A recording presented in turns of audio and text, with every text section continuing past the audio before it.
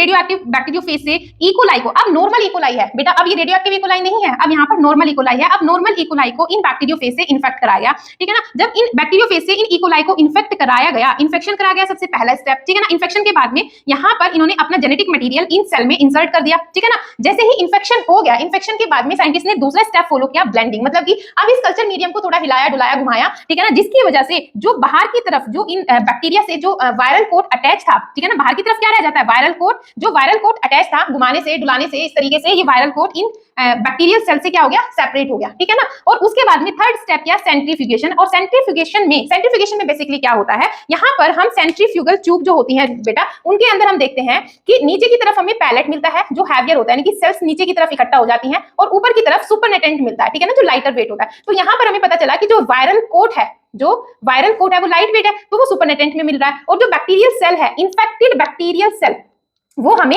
Supernatant में देखने को मिल गया, ठीक है। तो दोनों कल्चर का, इसका भी और इसके भी, दोनों कल्चर के अलग अलग सेंट्रीफ्यूज किया गया। सेंट्रीफ्यूज के बाद में देखा गया कि यहाँ पर फर्स्ट वाले कल्चर मीडियम में हमें सुपरनेटेंट में S35 डिटेक्ट हुआ, यानी कि रेडियो एक्टिविटी यहाँ पर सुपरनेटेंट में डिटेक्ट हुई। सुपरनेटेंट में क्यों, क्योंकि यहाँ पे प्रोटीन रेडियो एक्टिव था, ठीक है ना, और प्रोटीन तो सेल के अंदर गया नहीं, ठीक है ना। तो यहाँ पर, और दूसरे वाले में डीएनए रेडियो एक्टिव था, तो रेडियो एक्टिव हमें सेल में क्या देखा, डीएनए अंदर गया ना सेल के अंदर, तो हमें जो बैक्टीरियल सेल है वो रेडियो एक्टिव दिखी इस वाले केस में, ठीक है ना, यानी कि P32 वाले केस में। P32 यानी कि फास्फोरस किसमें होता है, डीएनए में होता है। तो मतलब हमें पता चला कि यहाँ पे डीएनए इंसर्ट हुआ है, और ऐसे साइंटिस्ट ने बताया कि डीएनए ही जेनेटिक मटेरियल है, मतलब कि जो जेनेटिक मटेरियल की बायोकेमिकल नेचर है वो डीएनए है, ठीक है। तो यहाँ तक बेटा अगर ये एक्सपेरिमेंट कंडक्ट किया और फाइनली हमें पता चल गया, ठीक है ना। तो अगर आपको ये वीडियो समझ में आई, एक्सपेरिमेंट समझ में आया है, तो वीडियो को लाइक कर देना, इस वीडियो अपने दोस्तों को शेयर कर देना, चैनल को सब्सक्राइब कर लेना, ठीक है ना। तो मिलती हूँ आपको नई वीडियो के साथ, till then take care and bye.